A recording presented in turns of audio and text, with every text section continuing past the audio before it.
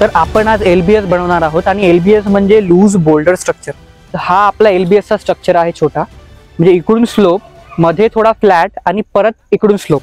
तर आता आपण बघूया की आपली मित्र हा स्ट्रक्चर कसा बनवतायत। चला।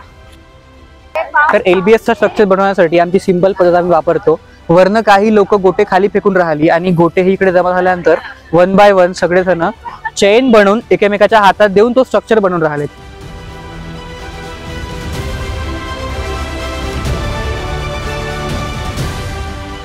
नमस्कार मंडळी, मी आरती खडसे।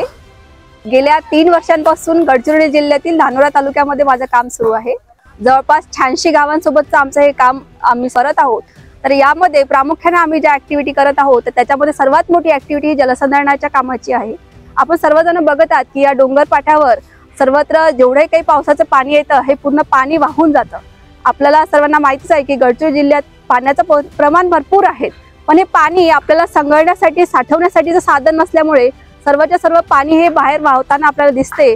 त्यामुळेच आम्ही सर्व टीम मिळून आज इथे 4 LBSचं कन्स्ट्रक्शन करणार आहोत। तर या LBSचा फायदा असा होणार की जे काही पावसाचं पाणी येत राहतं हे पूर्ण वाहून जातं। तर हे LBS काय करतील, ह्या पावसाच्या पाण्याला ब्रेक देण्याचं काम करतील। तर हा पावसाचं पाणी सतत वाहत न जाता त्याला ब्रेक मिळेल आणि हे पाणी कुठेतरी थांबत जाईल आणि त्यासोबत जी काही झपाट्याने मृदा आपली वाहून जाते तर ही मृदेचं सुद्धा आपण या माध्यमातून संधारण करणार आहोत। तर या प्रकारे आम्ही सर्वजण इथे मिळून मनसंधारणातून जलसंधारण करण्याचा पूर्ण प्रयत्न करत आहोत। हाय, आम्ही निर्माण टीम, निर्माणचे आपले मुलं मुली आणि उशीरपार मधले गावकरी आम्ही सगळे मिळून उशीरपार या गावात लूज बोल्डर स्ट्रक्चर्स ज्याला LBS असं म्हणतो आहे आणि WOTR संस्था ही आम्हाला त्यात मार्गदर्शन करते आहे।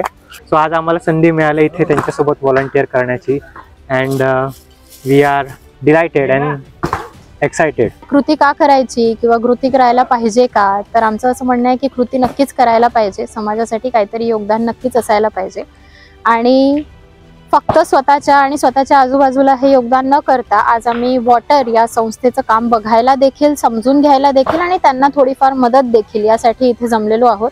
So it's a great pleasure to see everyone and to work with them. It's fun.